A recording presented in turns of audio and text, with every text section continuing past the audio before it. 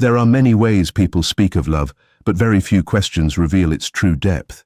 Not the kind of love that is spoken loudly or promised easily, but the kind that holds steady when life becomes uncertain and the self feels fragmented.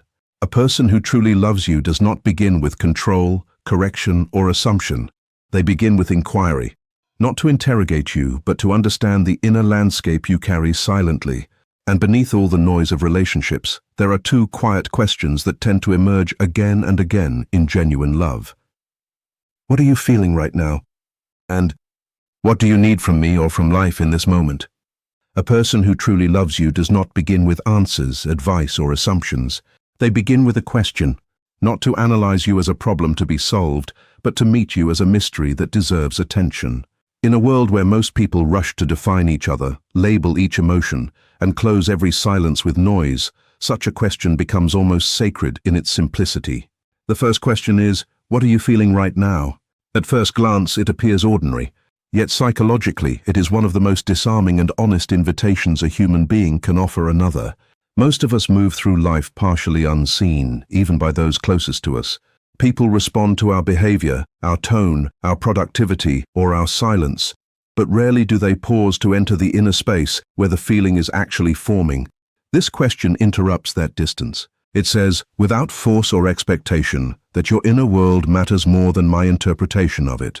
In real relationships, this can be the difference between being corrected and being understood. A person comes home exhausted, withdrawn, and silent. One response might be irritation, assuming disinterest or coldness. But another response, the more conscious one, leans in gently and asks what is actually happening inside. Suddenly, the silence is no longer judged, it is witnessed. And in being witnessed, something inside begins to loosen. What was compressed emotion starts to find language. This question also protects against a subtle danger in human connection, projection. Without awareness, we often do not see others as they are, but as echoes of our own unresolved experiences. We mistake present behavior for past wounds. We assume rejection where there is only fatigue, or anger where there is only sadness. But when someone asks what you are feeling, they step out of their internal story and return to reality. They allow you to exist without being overwritten by their imagination. There is also something deeply regulating about being asked this question. Emotional states, when unacknowledged, tend to intensify internally. But when they are named and received without judgment, they begin to organize themselves.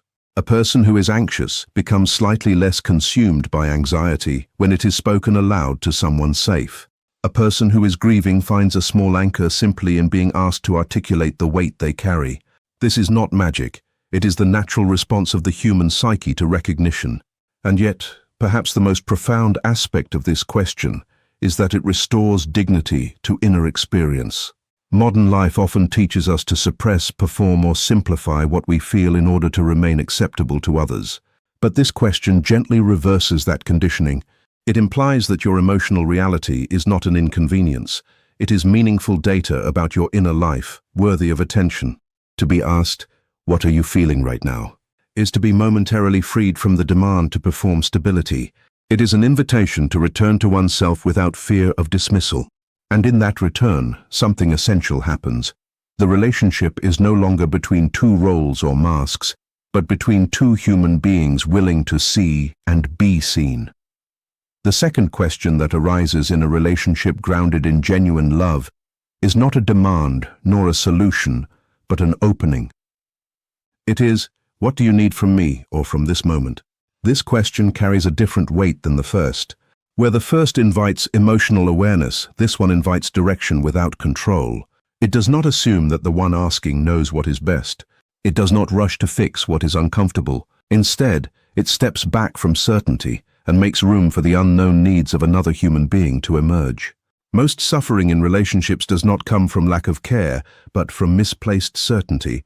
People often believe they already know what others require: advice instead of silence, action instead of presence, correction instead of understanding. In doing so, even love can become intrusive. This question gently interrupts that impulse. It replaces assumption with humility. In lived experience, this might appear in a moment of emotional overwhelm. One person is struggling, visibly burdened by something they cannot fully articulate. The instinct in many others is to immediately offer solutions, to explain, to redirect, to minimize discomfort. But this question changes the entire atmosphere. It pauses the need to intervene and replaces it with something more patient. It asks the other person to participate in their own healing rather than having it imposed upon them. Sometimes the answer is simple. I just need you to listen. Other times it is more complex. I don't know what I need, but I don't want to be alone right now. And in some cases, the answer may not come immediately at all. Yet even in silence, the question itself performs something important. It signals that the other person's internal world is not being overridden. There is a quiet dignity restored in this exchange. It acknowledges that human beings are not problems to be solved, but experiences unfolding in real time. When someone is asked what they need, they are not being treated as an object of correction, but as a conscious participant in their own emotional reality. This alone can reduce the invisible pressure of isolation that often intensifies suffering. This question also refines love by removing its need for control. Many relationships struggle because care becomes entangled with dominance. One person begins to believe they must steer the emotional state of the other in order to preserve connection. But true connection does not require control. It requires awareness. By asking what is needed, love becomes responsive rather than reactive. It listens before it moves. In daily life, this can transform ordinary moments. A disagreement no longer escalates into defensiveness, because instead of assuming intent, one person pauses and asks what is actually needed in that moment. Is it understanding, space, reassurance, clarity? The relationship begins to shift from reaction to reflection. Conflict becomes less about winning and more about discovering what is real beneath the tension. There is also a deeper psychological truth embedded here. Needs are not static. They change with emotional states, life circumstances, and inner struggles. To assume them is to freeze the other person in a fixed identity, but to ask is to recognize their ongoing transformation. It honors the fact that human beings are not completed structures but living processes, and perhaps most importantly, this question creates a space where presence becomes more valuable than performance. You are no longer required to have the perfect response. You are only required to remain attentive, to stay close enough to understand what is unfolding. In that attentiveness, love stops being an act of control and becomes an act of participation in another's reality, without losing their freedom or your own. There is a subtle but profound shift that occurs when a human relationship moves from surface interaction into something deeper and more conscious. It is not marked by grand gestures nor by constant reassurance, but by the quality of attention that exists between two people when silence becomes as meaningful as speech. The third key dimension of true love is the ability to recognize emotional truth without distortion. Most people do not suffer because they lack love, but because their inner experience is repeatedly misread, either by others or by themselves. Emotional reality is often simplified, reduced, or reshaped to fit what is easier to handle. In doing so, something essential gets lost: the authenticity of what is actually happening inside. When someone truly cares, they begin to notice not only what is said, but what is hidden beneath what is said. They sense when a smile is used as a mask rather than an expression. They recognize when silence is not emptiness, but fullness too heavy for words. And instead of rushing to correct or reinterpret this inner state, they learn to stay present with it. This presence creates a rare kind of safety. Many individuals move through life carefully managing how they are perceived, constantly adjusting their expression to avoid misunderstanding or rejection. But when someone is consistently met with patience rather than projection, something in them begins to relax. They no longer feel the need to translate their emotions into socially acceptable forms. They can simply be. In real-life relationships, this might appear in moments that seem small but carry deep emotional weight. A person returns home after a difficult day. They say very little, yet their body carries the evidence of internal strain. One response might be impatience, assuming indifference or distance. Another response, more attuned, recognizes that something unspoken is asking to be acknowledged. Not fixed, not judged, but simply recognized as real. This recognition is not passive. It is an active form of attention that refuses to reduce another human being to a single interpretation. It understands that emotional states are layered, often contradictory, and rarely linear. Sadness may carry anger beneath it. Anger may conceal fear. Calmness may sometimes be a fragile structure built over unresolved tension. To see this complexity is to begin seeing a person more fully. When emotional truth is honored in this way, relationships stop becoming arenas of correction and start becoming spaces of understanding. The need to immediately solve, advise, or redirect begins to soften. Instead, there is a willingness to remain with what is uncomfortable without rushing to escape it. This is not weakness. It is a form of psychological maturity that recognizes that not everything meaningful can be resolved quickly. There is also a quiet transformation that happens within the one who offers this kind of attention. Over time, they become less reactive and more reflective. They begin to understand that most emotional expressions are not demands but signals. Signals of unmet needs, inner conflicts, or unspoken fears. Instead of resisting these signals, they learn to listen to them as one would listen to language in an unfamiliar but meaningful dialect. And perhaps most importantly, this ability to recognize emotional truth without distortion creates depth in connection. It allows two people to meet each other not as simplified versions of themselves, but as complex inner worlds in motion. In that meeting, love is no longer dependent on perfection or constant clarity.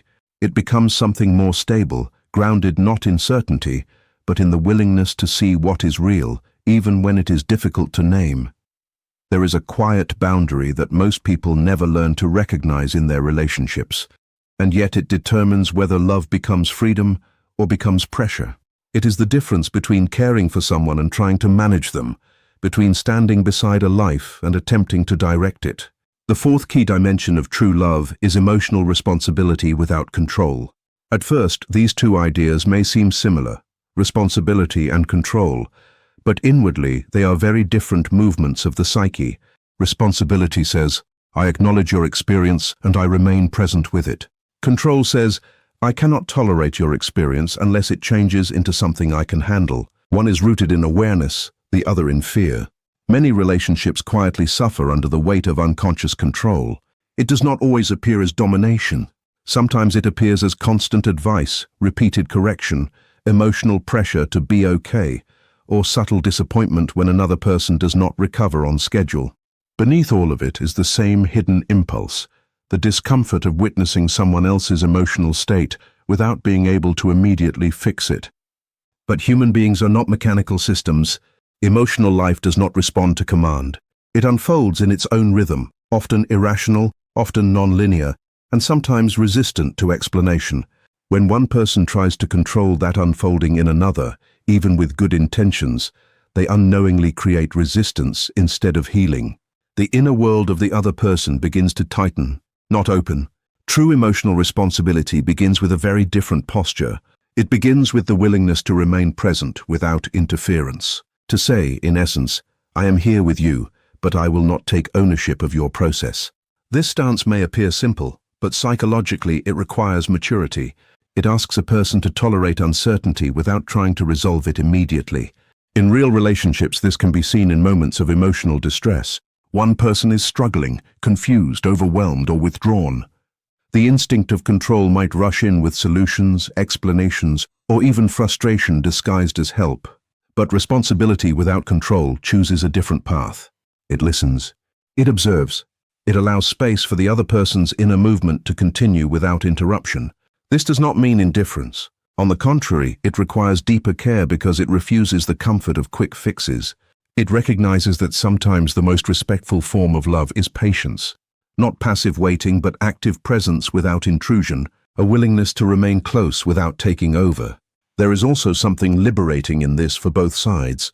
The one who is struggling is no longer treated as a problem to be solved, but as a person moving through a process that belongs to them. And the one offering support is no longer burdened with the impossible task of regulating another's emotional life. The relationship breathes more freely because neither person is trapped in an unconscious role. Over time, this approach transforms the quality of connection. It replaces tension with trust. It reduces the silent pressure that often exists in relationships where one person feels responsible for fixing the emotional world of the other. Instead, there is a shared understanding that presence itself is valuable, even when nothing is being done. And perhaps most importantly, this kind of love allows the other person to reclaim their inner authority, to feel their feelings without shame, to move through difficulty without being hurried out of it, to discover that they are not fragile systems needing correction, but complex beings capable of finding their own way through inner chaos. In this space, love stops being an act of control disguised as care. It becomes something far more rare, a steady presence that does not interfere with the becoming of another soul, yet does not abandon it either. There is a pattern in human relationships that quietly shapes the way people live together, often without being spoken. We all carry roles, sometimes without realizing it. One becomes the strong one, the other the fragile one. One becomes the giver, the other the receiver. One becomes the calm surface, the other the emotional storm. And over time, these roles begin to feel like identity. The fifth key dimension of true love is the invitation to growth instead of performance. Performance is what happens when a person begins to believe they must remain consistent in order to be accepted. They learn what version of themselves is rewarded, and they repeat it. They learn what emotions are tolerated, and they suppress the rest. Slowly, they begin to live not from inner truth but from outer expectation. In this way, even love can become a stage where people act rather than exist. But genuine connection does not ask for performance. It asks for presence. It does not require you to remain the same version of yourself in every moment. It allows you to change, to contradict yourself, to grow beyond yesterday's identity without fear of rejection. This is where real intimacy begins, not in certainty, but in permission. In everyday life, this difference becomes very visible.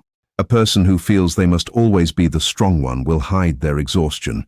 A person who feels they must always be understanding will suppress their anger.